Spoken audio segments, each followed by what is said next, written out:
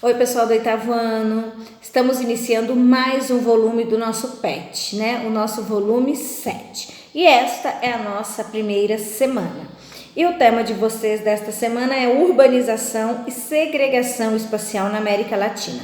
Lembrando que a palavra segregação significa separação. Então, nós vamos conhecer as características da paisagem urbana na América Latina, que é o que a gente está estudando desde o PET anterior, né? Do volume 6. E no volume 7 a gente continua falando aí sobre a América Latina. Aí vai falar que o processo, né, de urbanização, ele tem se tornado aí mundial, né? As cidades têm se tornado cada vez mais urbana e junto com esse crescimento urbano, alguns problemas também têm aumentado, como a pobreza, a exclusão social, a questão do desemprego, e um dos fatores é a segregação espacial, que é essa separação que existe entre ricos e pobres dentro da nossa sociedade, tá? Aí vai falar que o processo aqui na América Latina teve início lá na década de 70 e aí aconteceu de forma bem intensa até o ano de 2000, ou seja, houve um crescimento de 240%, né, com relação ao número de habitantes na área urbana, tá bom? E aí, dando sequência, na página 45, vocês têm um texto que vai dar aí algumas características desse processo de urbanização, né? Como a questão do número de pessoas vivendo na área urbana, a questão dessa separação, dessa segregação, né? E vai citar o exemplo de alguns países como Brasil, Colômbia, Peru, Venezuela, tá? Então é um texto também fácil de vocês interpretarem e vai deixar muito claro para vocês essa separação, esse problema tão sério que existe entre as classes sociais na nossa sociedade. Lembrando que o processo de urbanização ele é muito atual, né? As cidades têm crescido cada vez mais e muitas vezes sem planejamento, e isso traz uma série de impactos negativos, né? Como eu já falei, desemprego, violência, criminalidade, tá?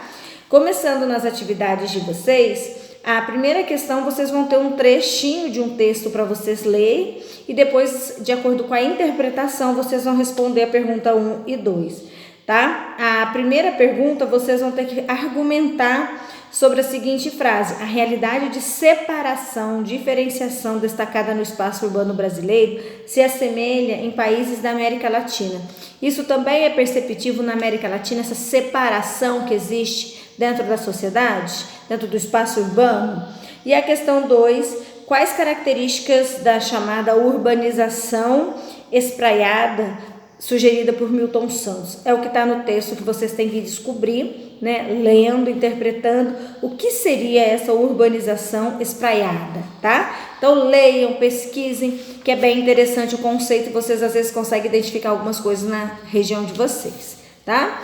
A questão 3, vocês têm uma charge, tá?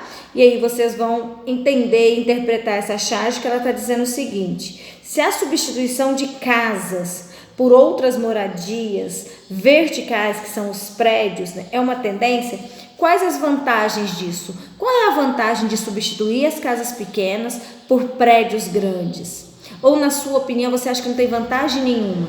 A gente está separando ainda mais a sociedade, tá? A questão B, vocês vão falar quais são os problemas que estão relacionados na charge, né?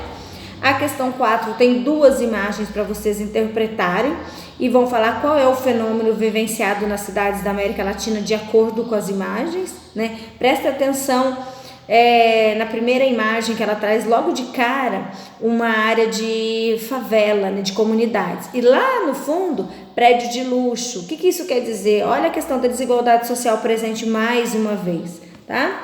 E a questão B, vocês vão citar 2 fatores que estão potencializando essa forma de organizar a sociedade, tá bom? Espero que vocês entendam o texto. Como de costume, se vocês não entenderem, eu estou aqui para ajudá-los, né, na compreensão, na explicação, para tirar dúvida, tá? Outro detalhe importante: se vocês ainda não enviaram as atividades dos PETs anteriores, por gentileza, estar enviando, porque fazem parte da carga horária de vocês, tá bom? Como de costume, estou à disposição pelas redes sociais, né, pelos meios de comunicação.